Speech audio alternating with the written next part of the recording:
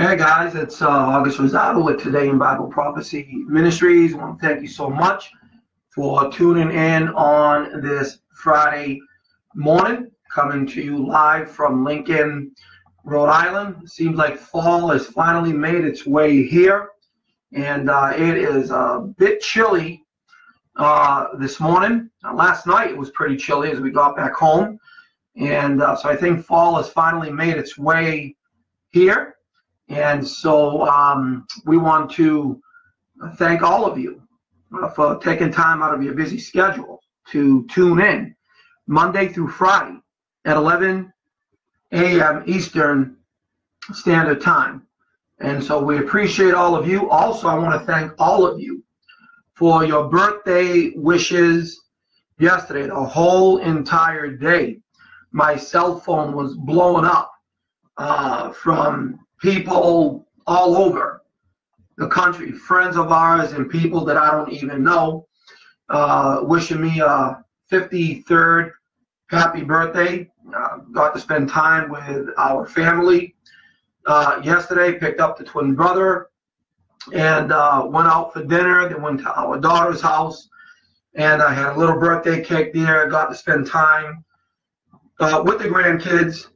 And so we ended up doing that yesterday. And so here we are, Friday, post-birthday.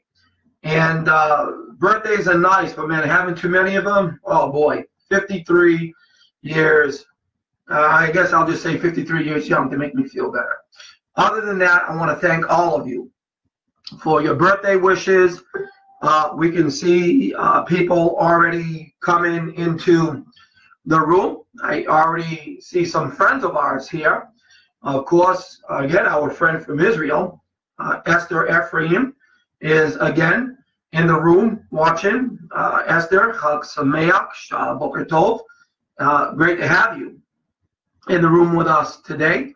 And of course, I see Joan Motter, a good friend of ours, is also here. Joan was in Israel with us this past March for our Bible prophecy tour to the Holy Land. So we had a wonderful time with her. And I know that more and more are going to be coming into the room. And, you know, I'll acknowledge all of you at the end of the broadcast. We just do this for the, for the sake of time.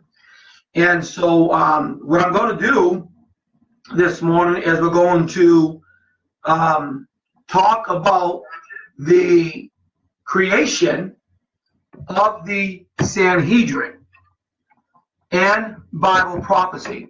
Now, guys, a major development just happened in Israel involving the Sanhedrin.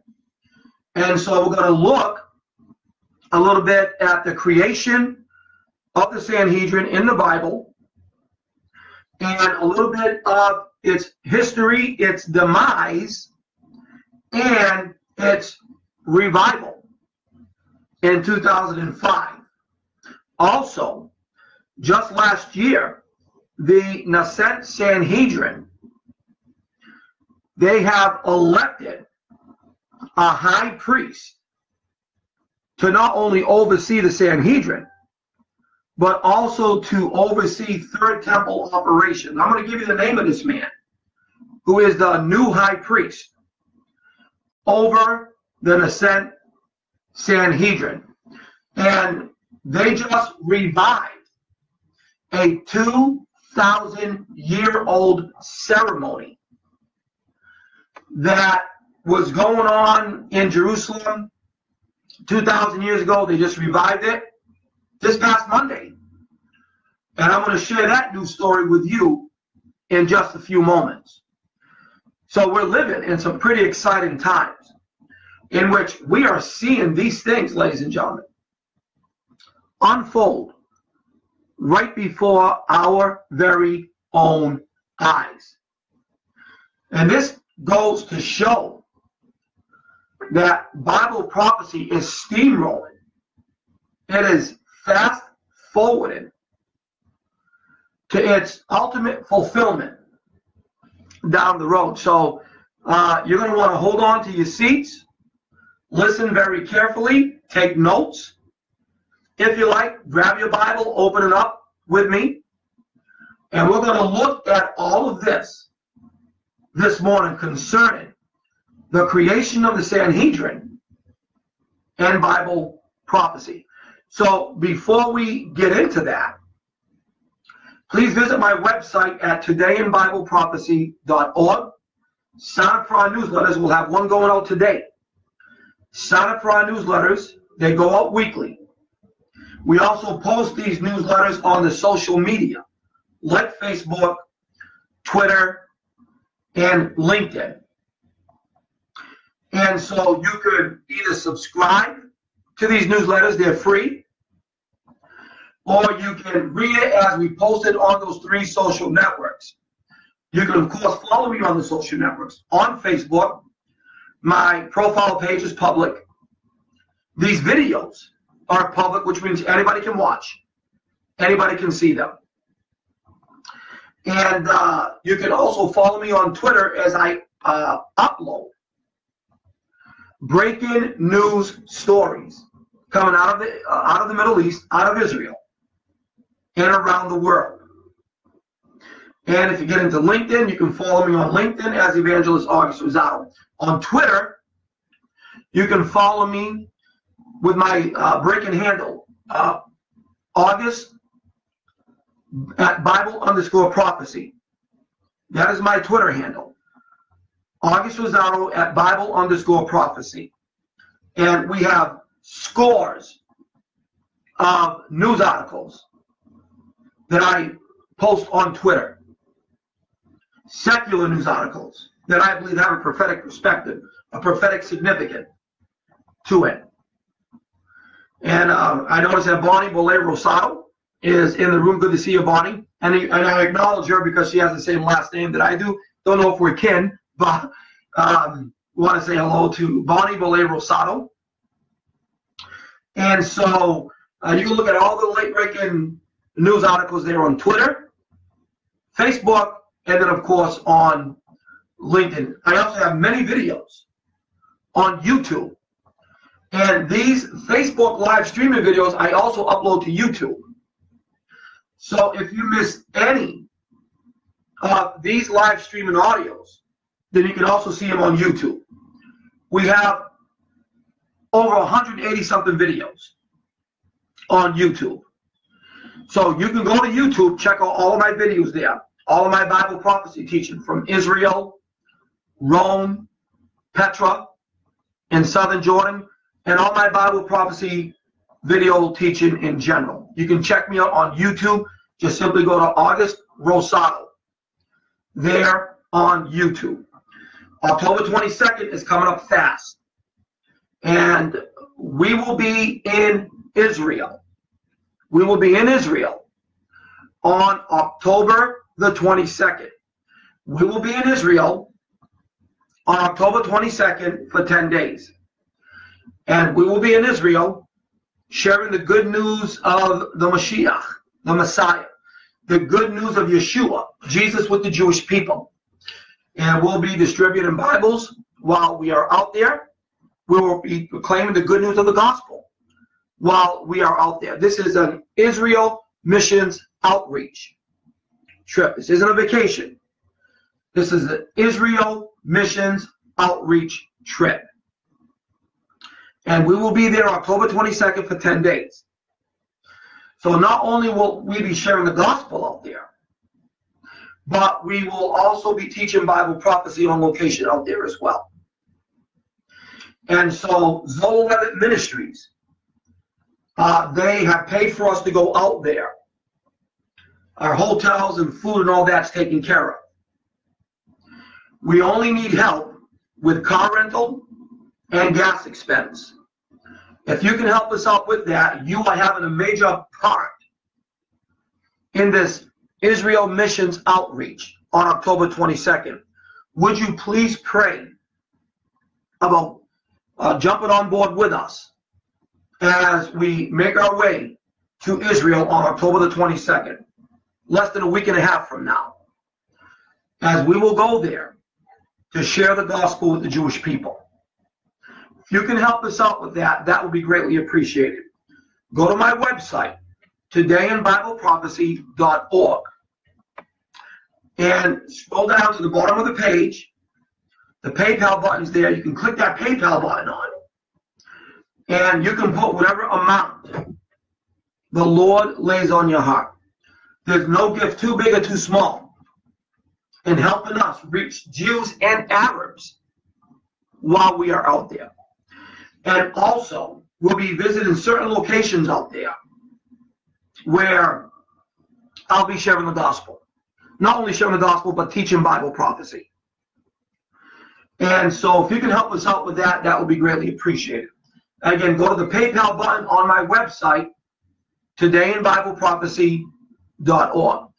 You can also mail your support to Today in Bible Prophecy Ministries, 55 Pleasant Street, Apartment 2, Lincoln, Rhode Island, 02865.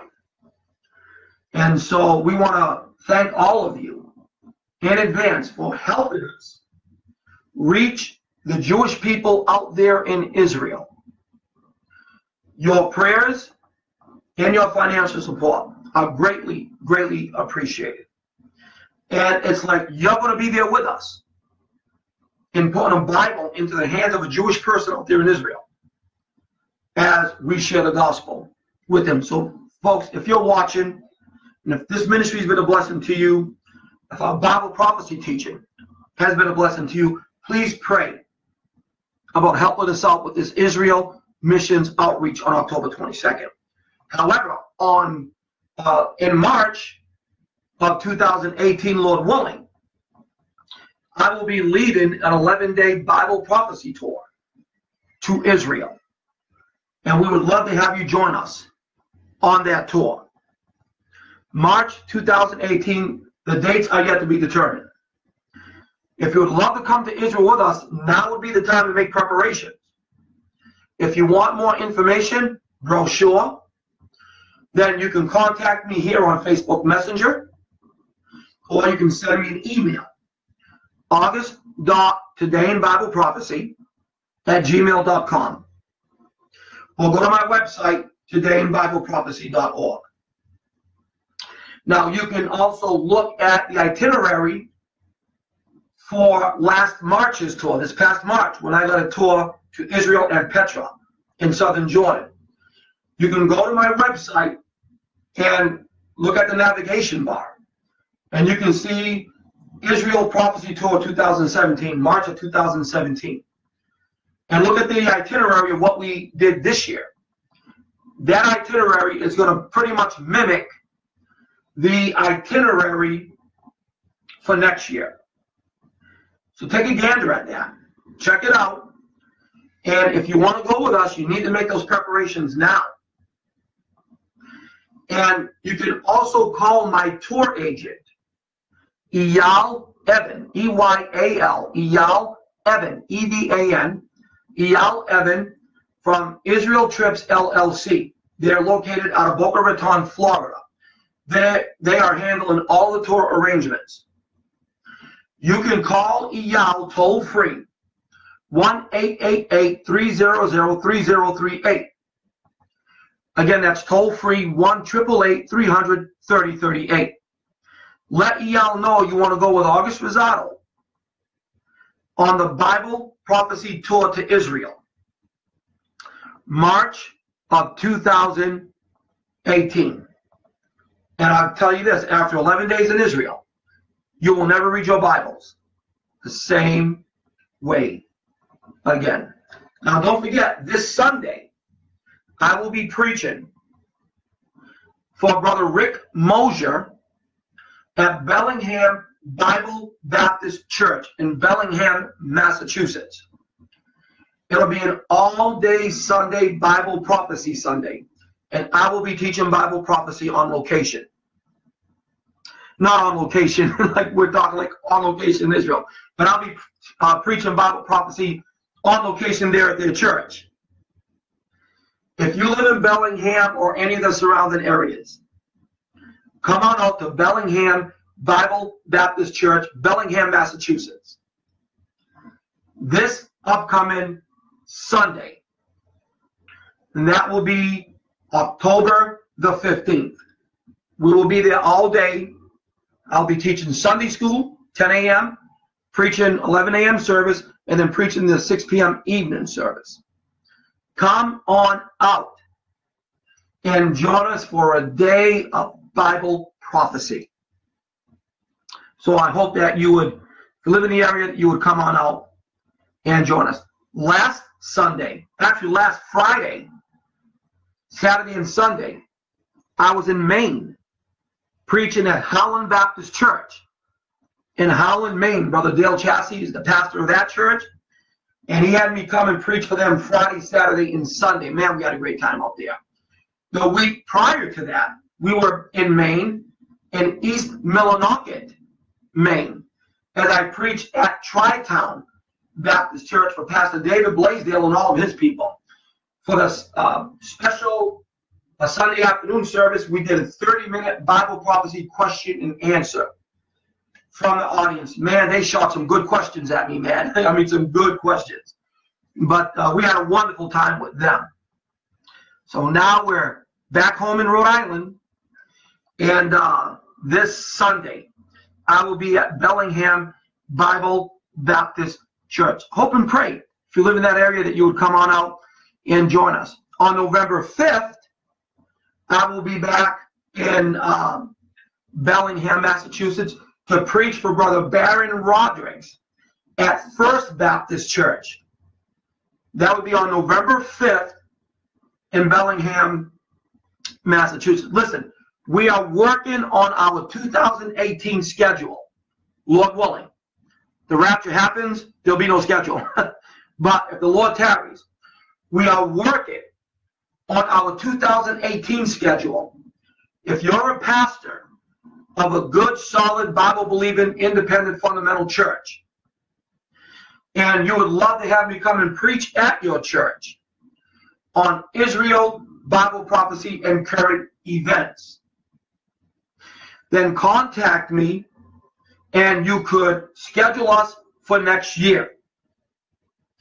And so you can do that by contacting me here on Facebook Messenger or through my email. I gave it already, but here it is again, august.todayinbibleprophecy@gmail.com.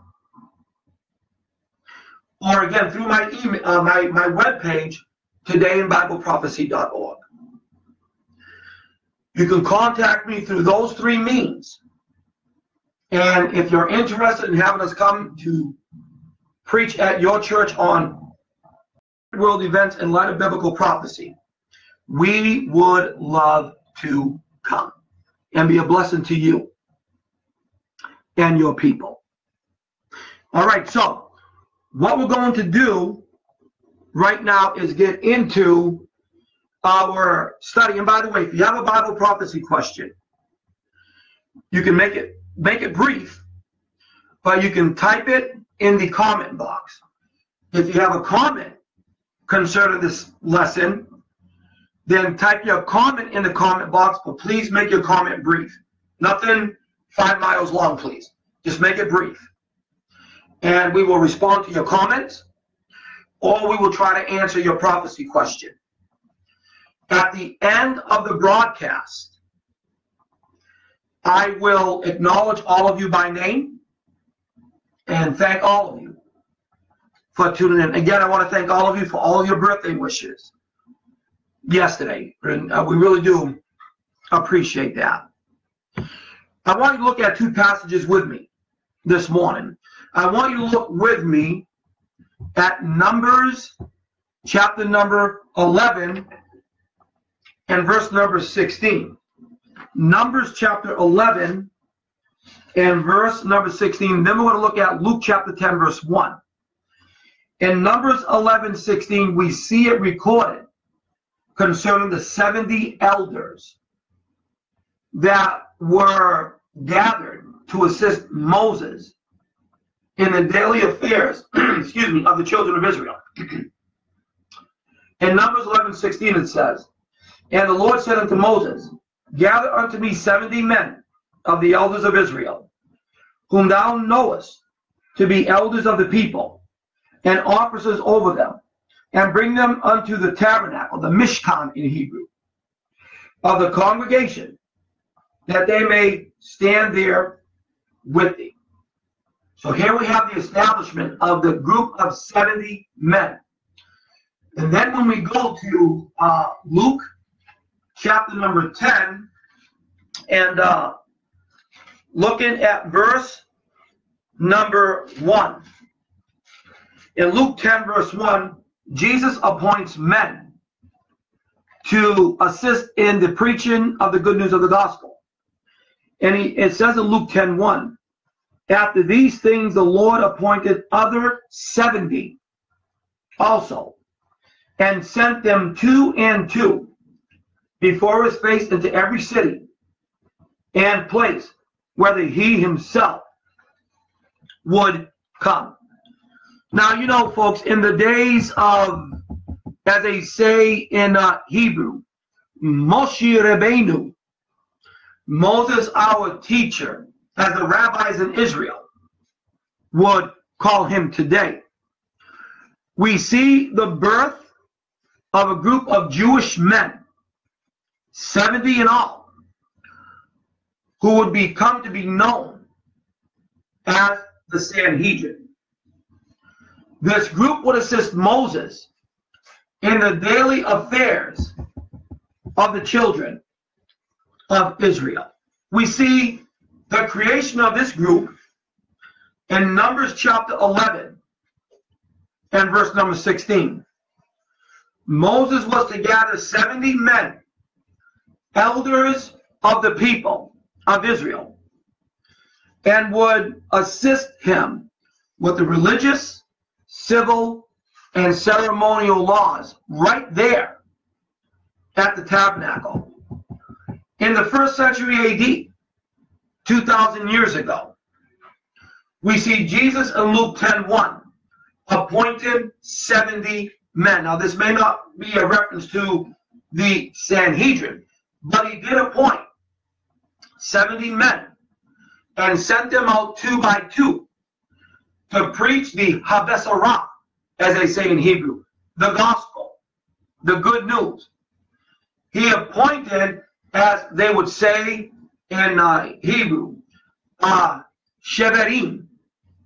Shevarim is 70 in Hebrew, 70 in all, to preach in those cities that Jesus himself would go to. And it's interesting that only Luke in his gospel, Dr. Luke, mentions this appointing of the 70. We don't see that mentioned in Matthew and Mark, but we do see it mentioned in Luke. He's the only one that mentions these 70 men. The concept of the 70 in Luke 10:1 probably came from the reading of Numbers chapter 11 and verse number 16.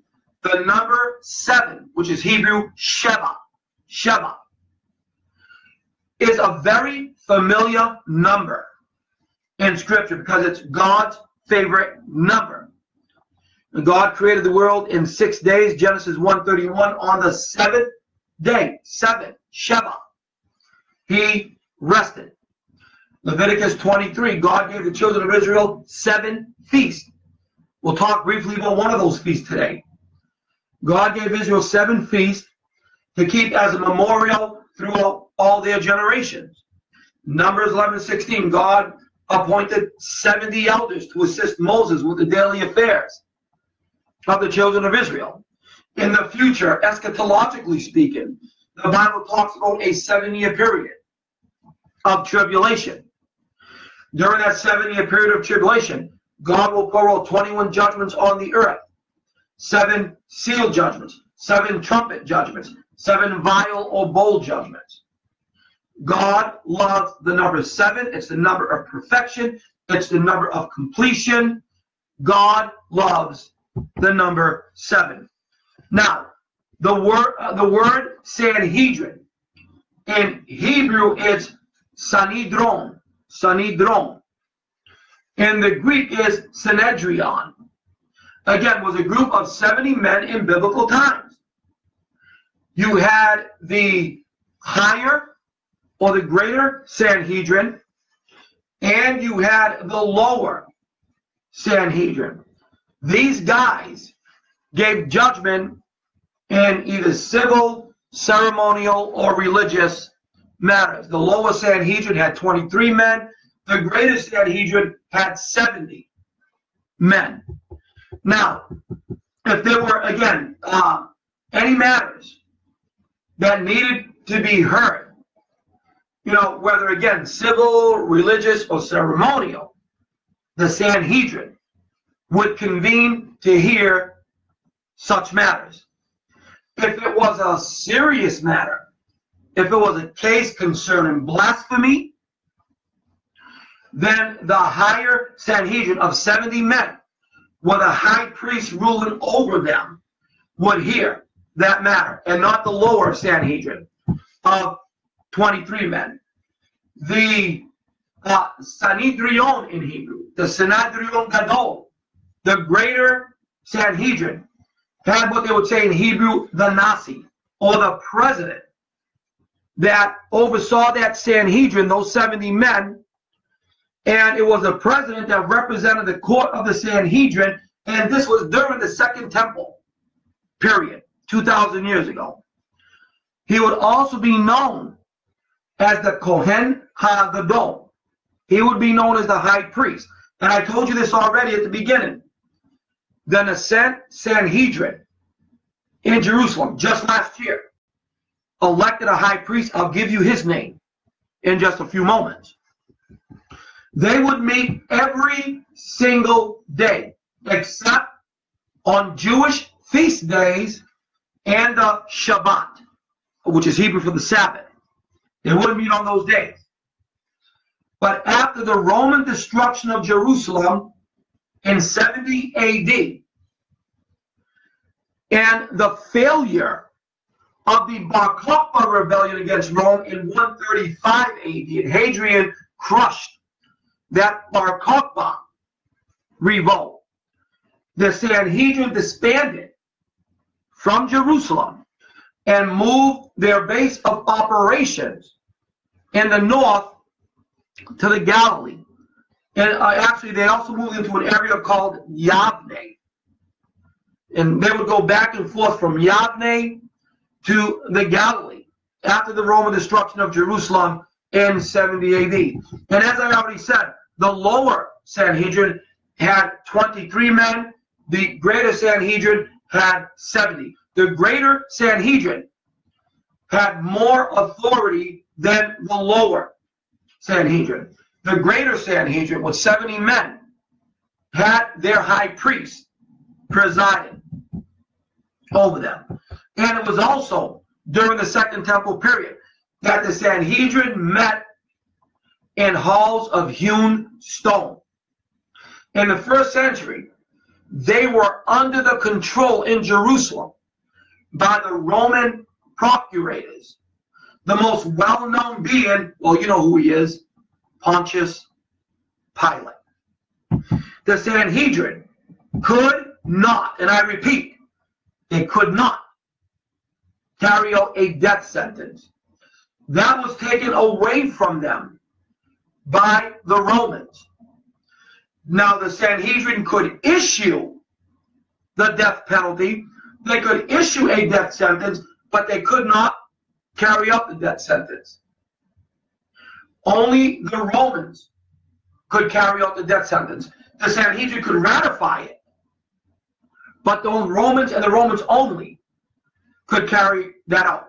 We see this was the case in Mark chapter 15 and verse number 13. The Sanhedrin ratified Jesus' death sentence. In Mark 15:13, what did they cry out? Crucify him, crucify him. And the Romans carried out that death sentence as they crucified the Lord. That's why I say, and you know, we blame the Jews for the death of Jesus alone. And nobody else takes responsibility. You know, when I witnessed to a Jewish lady in Israel this past January, And she says, the reason why I'll never come to Jesus, I'll never walk into a church, is because when I grew up in America, Christians called me Christ killer. They called my family Christ killers. We made Aliyah from America to Israel so that we wouldn't have to hear Christians calling us Christ killers anymore. And I looked at that lady, that Jewish lady, who was a security guard at our hotel in Jerusalem, the Premier King's Hotel. And I said, ma'am, the Bible tells us who is responsible for the death of Jesus. She says, who? I said, the Jews gave the order and the Gentiles carried out that order. Because the Romans took away the death penalty from the Jews, from the Sanhedrin. The Sanhedrin could issue the death order, but they couldn't carry it out. Only the Romans could do that. Acts chapter 4, verse 27 tells us, the Jews gave the order, the Gentiles carried it out. So I said, ma'am, Jew and Gentile was responsible for putting Jesus on that cross. And she looked at me and she says, I didn't know that. Well, you know, those who call Jews Christ killers, especially those in the church, are just outright ignorant or anti-Semitic. We see in Mark chapter 15, in verse number 1, where it says, the whole council. Ladies and gentlemen, that whole council would be the greater Sanhedrin, the highest judicial body council, with the authority to ratify the death sentence. But Pilate alone, who wielded Rome's authority, would have the death sentence carried out.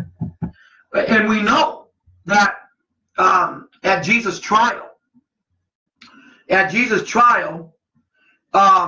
the Sanhedrin oversaw his trial. It was in the presence of Pontius Pilate. Do you remember what Pilate asked Jesus? Art thou the King of the Jews? He asked Jesus that question outright. Are you the King of the Jews? Ata Melech Yahudi in Hebrew. Are you the King of the Jews? And Jesus said, are you saying this, or did someone else say that to you? Now listen, Jesus' crime, so-called, in the eyes of the Sanhedrin, was not political. In the eyes of the Sanhedrin, it was blasphemy. They wanted him dead because in the eyes of the Sanhedrin, Jesus committed a religious offense. What was that religious offense? He claimed deity. He claimed to be God in the flesh. He claimed to be B'nai Elohim. He claimed to be the Son of God. In the eyes of the Sanhedrin, that not only constitutes blasphemy, but worthy of a death sentence. So as they all got together, those 70 men ratified that death sentence, brought it to the high priest, which, by the way, was Caiaphas at that time. Caiaphas authorized the ratification of the death sentence by the 70 men. Brought it to the Roman authority and said, we want this guy dead. Now, the thing is that Pontius Pilate, was not concerned with religious matters. He wasn't concerned with theological matters. He could care less about that. He said, that's for you Jews. You Jews handle that thing. Pilate's main concern was simply this. Was Jesus a political threat? Was Jesus a political threat to the Roman Empire? Would Jesus create a messianic uprising against Rome? That was the only concern that Pontius had, which is why he asked Jesus, art thou the king of the Jews. You all know the rest of the story. Pilate found no fault in Jesus, was going to scourge him and let him go. The Sanhedrin went ballistic and said, if you let this man go, you are no friend of Caesar, because this guy made himself a king, and there's only one king, and that's Caesar. Well, the Sanhedrin really didn't believe that, but they said that to threaten Pontius Pilate, that if you let this man go, then you yourself are going against Rome, and you are representing Rome. Pilate didn't like that. Calls one of his servants over, puts his hands in water, washes his hands, wipes it off, and says, I'm innocent of the blood of this just man. You see to this yourself. Again, the Jews could only ratify the death order, but the Romans had the authority to carry it out. We see now Jesus is standing before the Sanhedrin. We see Paul, the apostle, also standing before the Sanhedrin, which consisted, by the way, ladies and gentlemen, of two factions. The Sanhedrin would consist of Pharisees and Sadducees. Both factions had different doctrinal views. One conservative, the Pharisees; one liberal, the Sadducees. Now, why would I say that? Because we see in Acts chapter 23 in verse number 6, Paul is in front of the Sanhedrin, known as the council. Paul perceived at that point in the council that the Sanhedrin consisted of Sadducees and Pharisees. But we also see in Acts chapter 23 in verse number 8, the Sadducees denied the afterlife. They denied the existence of the afterlife. They denied the existence of angels. They denied the existence of spirits. They didn't believe in any of that.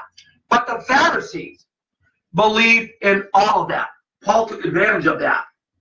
And he said, by the way, I am a Pharisee, Paul said.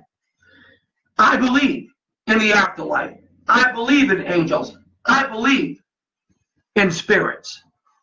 Paul said, I am a Pharisee. As a matter of fact, I'll read to you Philippians chapter number 3 and verse number 5. Philippians chapter 3, verse number 5.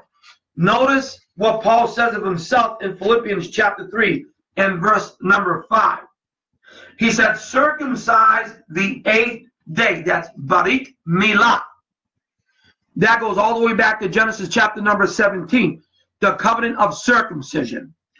Paul said, circumcise the 8th day of the stock of Israel, of the tribe of Benjamin, a Hebrew of the Hebrews, as touching the law, a Pharisee, he said.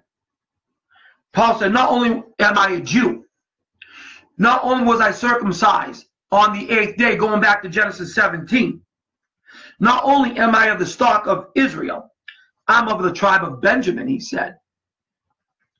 I am a Hebrew of the Hebrews. And Paul said, as concerning the law, Paul said, I am a Pharisee. When the Pharisees in Acts chapter 23 heard Paul say that, they began to be pro-Pauline. They said, hey, this guy's one of us. You know something? We find no fault in this guy. Let him go. He's done nothing wrong. He's one of us. The Sadducees, the liberal faction of the left wing, if you will, of the Pharisees, said, we're not going to let this guy go. This guy is a troublemaker. He's preaching about this Jesus, and we need to set this guy straight. He needs to be punished.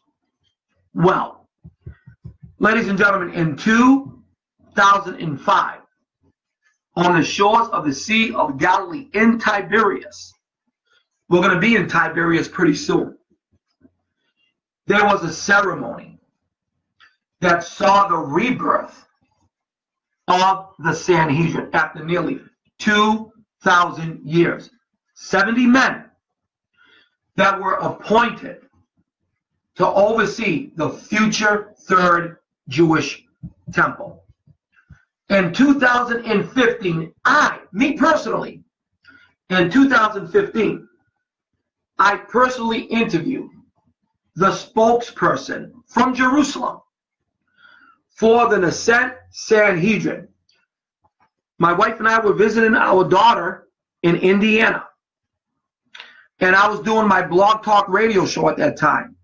I requested that the spokesperson for the Sanhedrin contact me so that I can interview him concerning the rebirth of the Sanhedrin.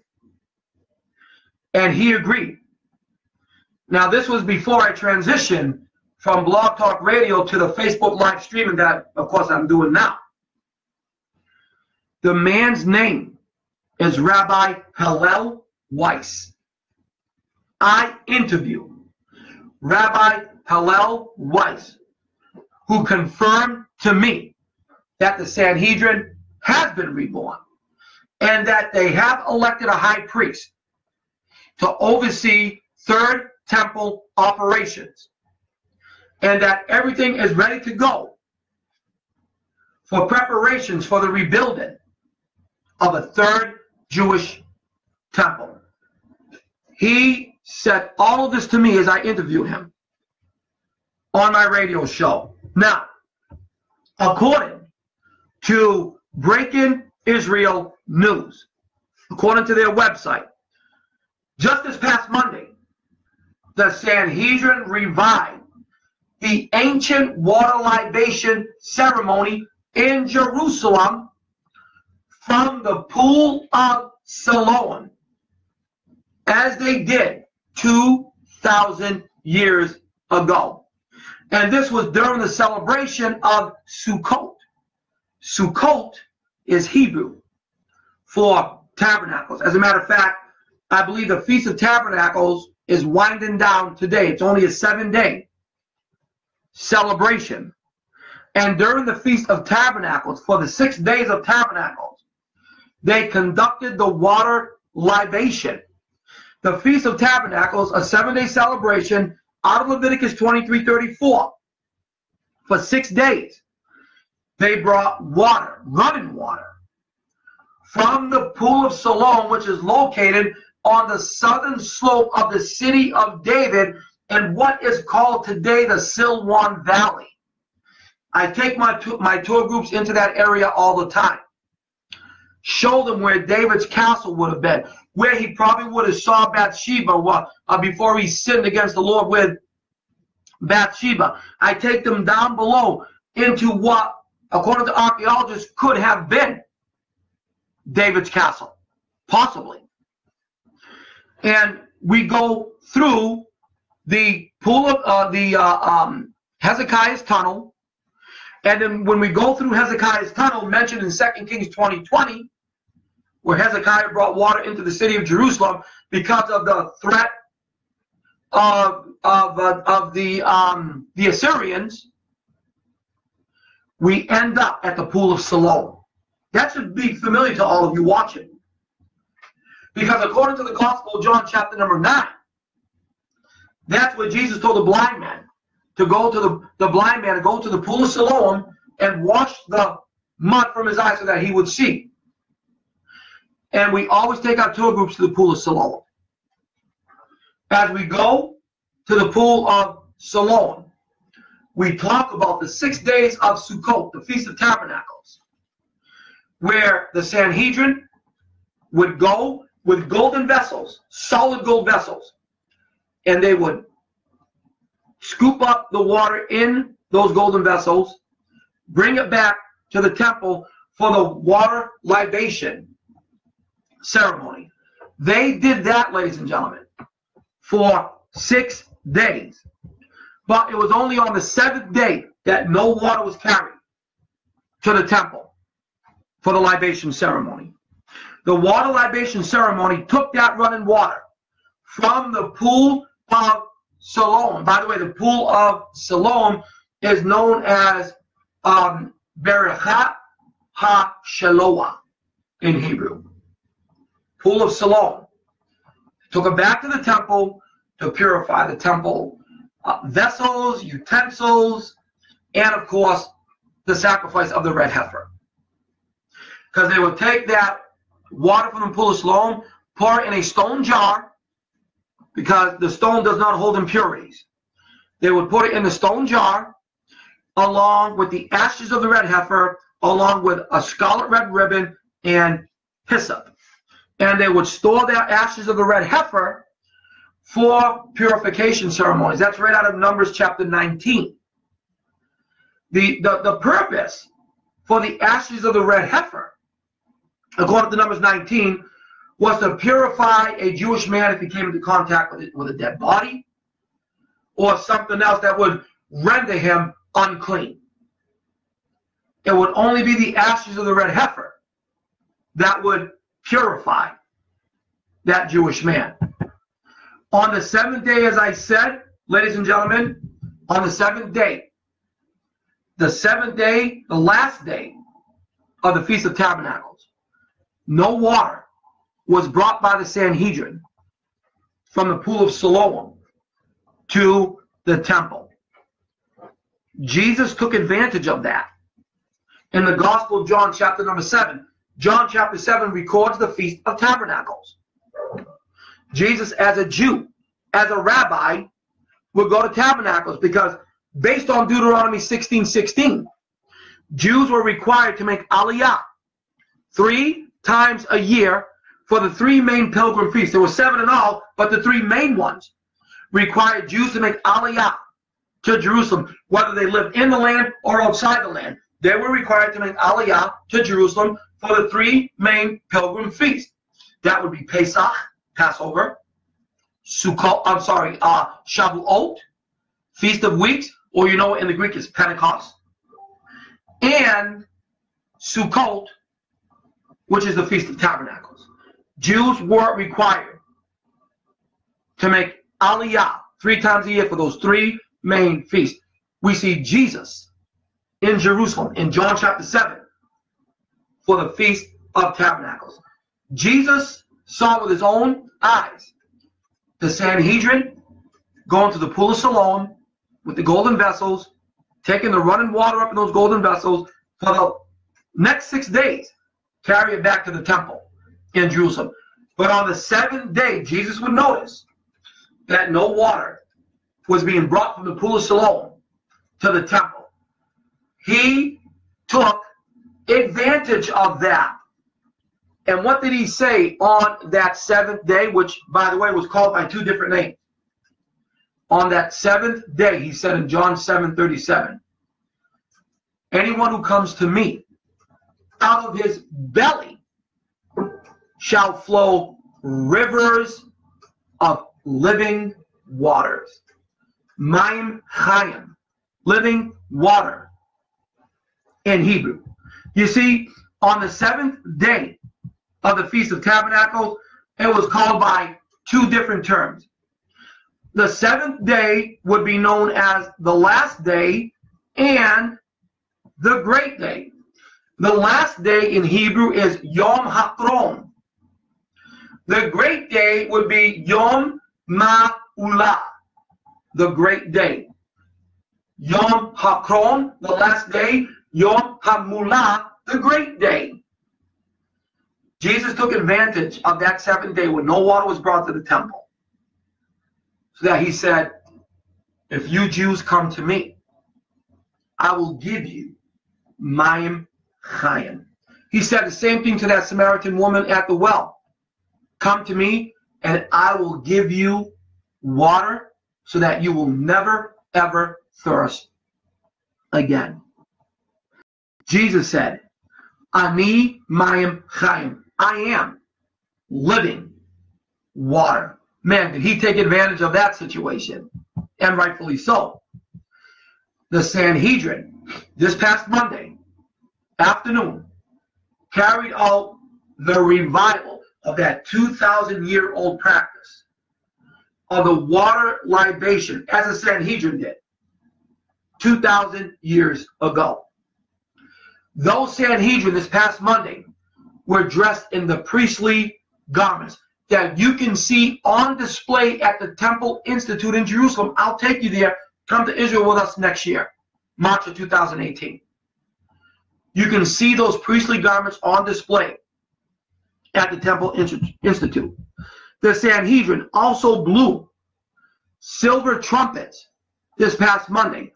Those silver trumpets described in Numbers chapter 10 and verse number 2. They blew those silver trumpets at the Siloam Springs on the southern slope of the city of David. As they were drawing that water from the pool of Siloam, they were blowing not shofars, but they were blowing silver trumpets. The silver trumpets were blown in the temple or around the temple precinct. The man who was present at that ceremony is a rabbi by the name of Israel Ariel. Israel, Ariel, which is Hebrew, or Ariah, lion in Hebrew. Israel Ariel is the founder of the Temple Institute. He presided over what they call in Hebrew, Nisuch HaMayim, the water libation ceremony. He presided over that. And this is what he said, and I quote, "The rain for the entire world was judged at Sukkot, or on the Feast of Tabernacles." In other words, what he's saying, when it rains, it's like it's the same rainwater that comes from the pool of Siloam in Jerusalem over the whole entire world. And it was judged on that day, that seventh day, that final day, the last day, Yom HaKron, the great day, Yom HaMulah, the seventh day of the Feast of Tabernacles. Then the procession then climbed to the plaza of the southern wall of the Temple Mount, where they made a model altar that has been constructed out of wood. And the ceremony called out precisely as it was performed in the temple 2,000 years ago. This ceremony took place closer to the Temple Mount than any other temple reenactment in the past so far. They seem to be getting closer and closer with these ceremonies to the Temple Mount, where the first and second Jewish temples once stood, where today the Islamic shrine of the Dome of the Rock is located. An equal amount of water and wine were poured onto two separate containers. The reenactment altar was decorated with large branches known as lulav in Hebrew from a willow tree to replicate how the altar in the temple was decorated for the holiday 2,000 years ago. And this is what Rabbi Hillel Weiss, the guy I interviewed in 2015 on my radio show, this is what he said, quote, "This is really what makes Jerusalem special and always has." Again, this came from Rabbi Hillel Weiss, who was the spokesperson for the Nascent Sanhedrin and organizer of that event that took place this past Monday. And this is what he told Breaking Israel News. Just as in the temple times, people came from around the world to participate in the Sukkot temple services. The Sanhedrin is already planning future events. Rabbi Hillel Weiss emphasized that each successive event reenacting the temple service draws a larger crowd all the time. But many prominent rabbis who were reluctant at first to endorse the project now support it. And they are saying, we need a third Jewish temple. The Sanhedrin just appointed a high priest to oversee future temple operations. I told you I was going to give you his name. This man's name is Rabbi Baruch Kahani. His father's name was Rabbi Meir Kahani. He was a rabble-rouser. And he was assassinated some years ago. But the Sanhedrin, those 70 men, elected Rabbi Baruch Kahani, who is a scholar in halakha, which is Jewish law, especially complicated Jewish laws. He is the man who was just elected to oversee the Sanhedrin and Third Temple operations. According to, again, the spokesperson for the Sanhedrin, Rabbi Hillel Weiss. And by the way, if you would like to order a CD of my interview with Rabbi Hillel Weiss, let me know that you're interested in that CD. We recorded it. I will send you that CD so that you can listen to it. The CD is like $5 plus $2 shipping and handling. We'll make sure we send that out to you. But according to Rabbi Hillel Weiss, and this is what he said, and I quote, "We do not need a miraculous occurrence like the sudden appearance of a temple descending from heaven onto the Temple Mount to make the decision relevant. The only obstacle preventing the temple service today is the political issue. If that should suddenly change, as it very well could, we would be required to begin the temple service immediately.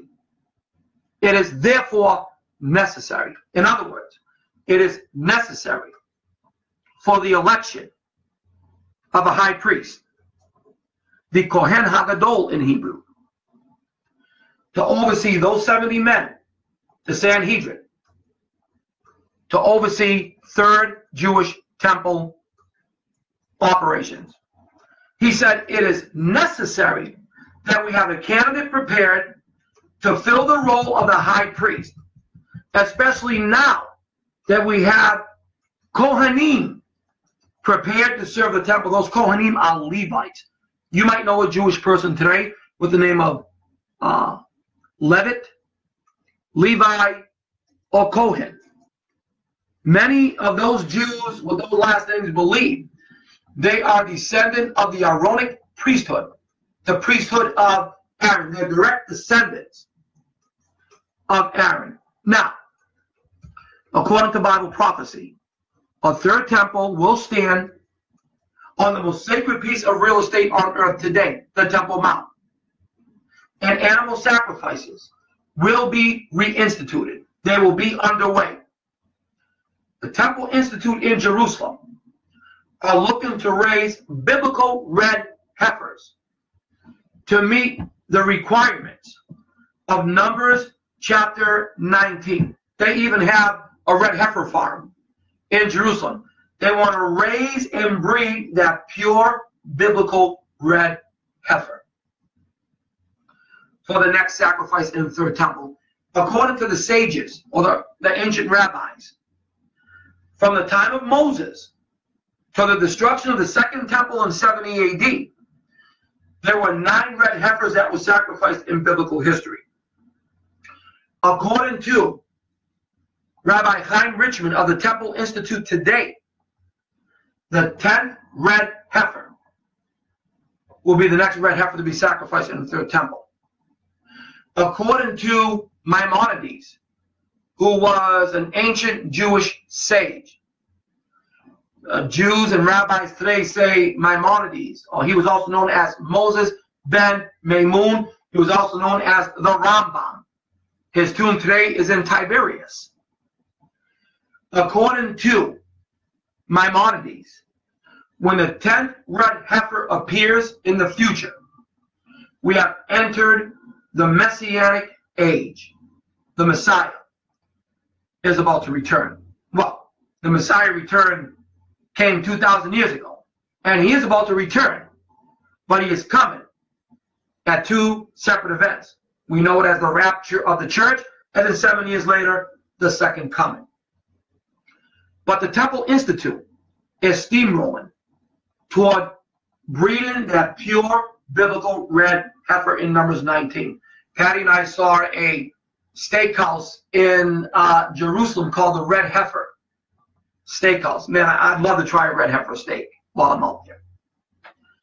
But folks, in conclusion, with the reestablishment of the Sanhedrin and the election of their high priest, Rabbi Baruch Kahani, is setting the stage for Bible prophecy to be fulfilled. We know based on Daniel 9:27, Matthew 24:15, 2 Thessalonians chapter 2, verses 3 and 4, Revelation 11:1 and 2, there will be a third temple that will occupy the most sacred piece of real estate on earth today, the most hotly disputed and contested piece of real estate on earth today. That is the Temple Mount in Jerusalem.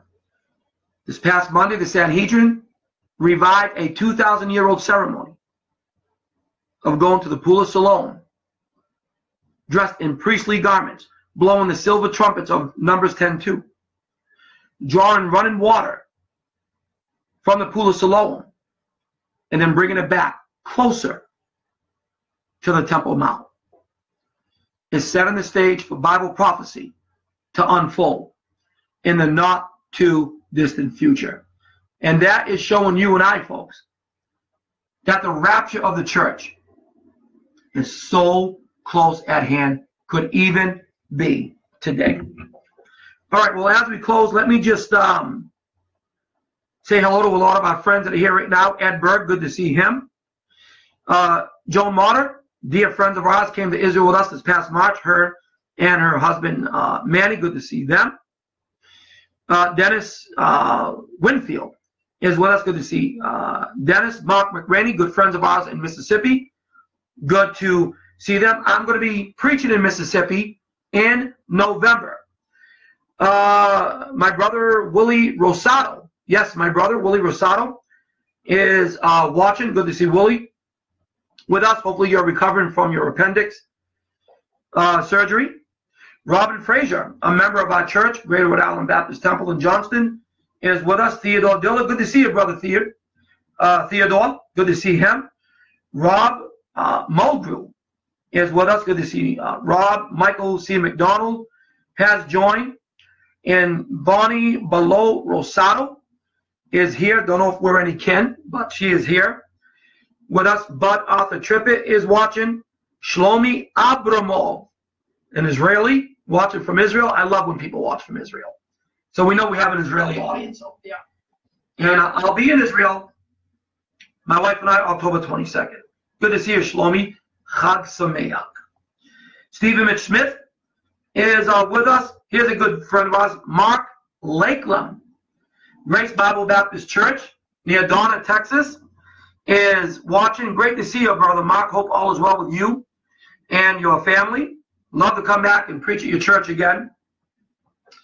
Rafi Shaparian is watching. Good to see Rafi.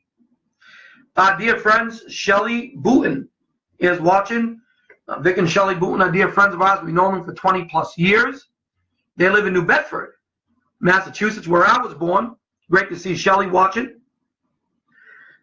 Let's see. Anthony Parker, Junior Parker's son, is watching. Great to see Anthony. Robert Fraser says, what does it mean when you say, if the Lord tarries? What I mean by that, Robin, is that if Jesus does not return, let's say by October 22nd when we leave to Israel, if Jesus does not return by then, that means the Lord has tarried his coming. If he comes by or on October 22nd, well, we're not going to be in Israel. We'll be in heaven. But if the Lord tarries, Robin, if he does not return by October 22nd, then we'll be there, Lord willing, in Israel. That's what we mean by if the Lord tarries. Adrian Reed is watching. Good to see Adrian. Gregory Amaker is watching. Sandra Brittle from Westport, Massachusetts is with us. Good to see her. Dennis Higgins Sr. is watching. Cindy Marie Goddard is with us. Austin Stampley is here. Canate Benedicto. I like that name. Canate Benedicto is watching. Deborah Wyatt is watching. Deborah Allen is watching. My friend Bill Osga, he's been tuning in a lot. Hope you're enjoying your time there in Arizona. Bill, don't forget to visit the Birdcage Theater while you're out there. Mason Burns is watching.